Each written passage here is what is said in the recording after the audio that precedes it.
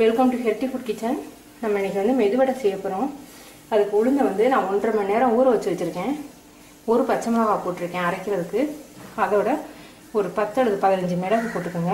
உங்களுக்கு வந்து உரப்பு அதிகமாக வேணும்னா மிளகோ பச்சை மிளகாயோ நீங்கள் கூட்டி போட்டுக்கோங்க. இது அரைச்ச பிறகு நம்ம போடுறதுக்கு சின்ன வெங்காயம் வந்து குழந்தைங்களுக்கு பிடிக்காதுன்னா நீங்கள் வந்து போட தேவையில்லை. சின்ன வெங்காயம் கொஞ்சம் எங்களுக்கு பிடிக்குங்கிறதுனால சின்ன வெங்காயம் நறுக்கி வச்சுருக்கேன் நைஸாக. கருவேப்பிலை, மல்லித்தலை.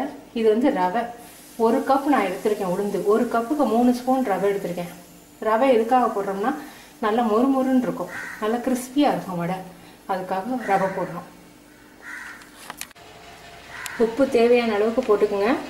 ஆரம்பத்தில் உளுந்து ஆட்டும் போதே நீங்கள் போட வேணாம். ஒரு 75% நீங்கள் ஆட்டி முடித்த பிறகு உப்பை போட்டு அப்புறம் நீங்கள் ஆட்டுங்க. ஆரம்பத்திலே போட்டிங்கன்னா உளுந்து நல்லா முதுன்னு மேடை எழும்பி வராது. கணிசமாக அந்த மாவோடைய அளவு இருக்காது. அதனால தான் கடைசியாக அள்ள போகிறதுக்கு ஒரு 10 நிமிஷம் முன்னாடி உப்பை போடணும். மாவு எப்படி ஆட்டியிருக்கேன்னு பாருங்கள். இந்த அளவு கெட்டியாக இருக்கணும். இப்படி உருட்டினீங்கன்னா ஈரக்கையோடு தொட்டு பார்த்தீங்கன்னா அப்படி கையில் ஒட்டாமல் அப்படி வெண்ணெய் மாதிரி வரும். இந்த அளவுக்கு இருக்கணும். இதில் வந்து மாவை டேஸ்ட் பண்ணி பார்த்தீங்கன்னா நம்ம போட்டிருக்க உப்பு போதுமானு தெரியும். பத்தலைன்னா கொஞ்சம் போட்டுக்கோங்க. நான் போட்டது கொஞ்சம் பத்தலை, அதனால் கொஞ்சமாக போட்டுக்கிறேன்.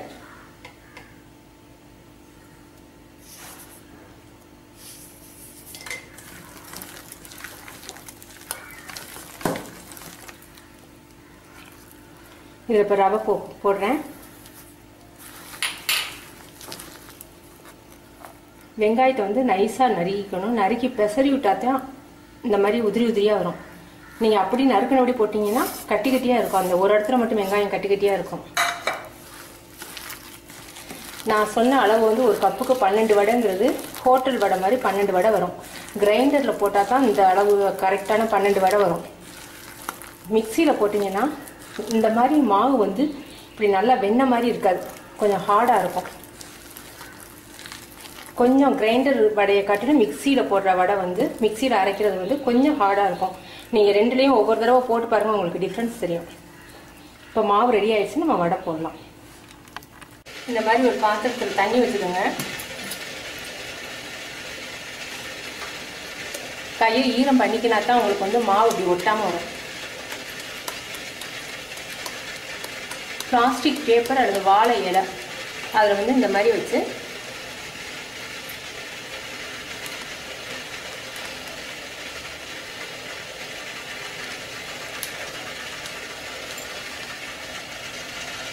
ஆயில் வந்து நல்லா காயணும்.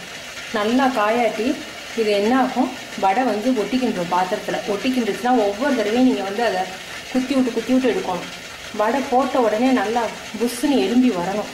அப்போ தான் வந்து உங்களுக்கு வந்து நல்லா காஞ்சிச்சு எடுக்க வரும்னு அர்த்தம்.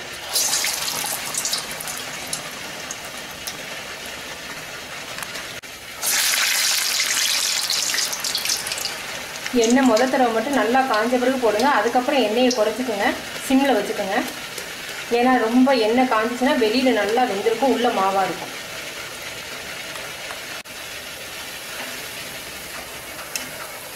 வடையை 2 பக்கம் மாற்றி திருப்பி விட்டுக்கோங்க.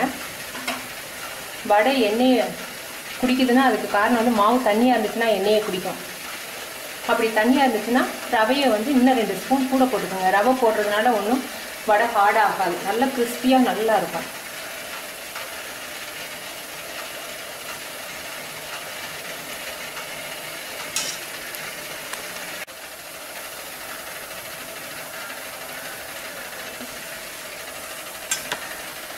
வடை ரெடி ஆயிடுச்சு. அது மாதிரி இதையும் திருப்பி விட்டு நம்ம எடுக்க வேண்டியதுதான். நல்ல கிறிஸ்பியாகவும் இருக்குது. இந்த மாதிரி பிச்சு பார்த்தீங்கன்னா உள்ளே நல்லா வெந்திருக்கணும். மாவாக இருந்துச்சுன்னா உங்களுக்கு வந்து ஆயில் ரொம்ப காயுது, அதனால வந்து மாவாக இருக்குது. அதனால வந்து கொஞ்சம் குறைச்சி வச்சுக்கணும். நீங்கள் செஞ்சு பார்த்துட்டு உங்கள் கமெண்ட்ஸ் எனக்கு சொல்லுங்கள். தேங்க்யூ.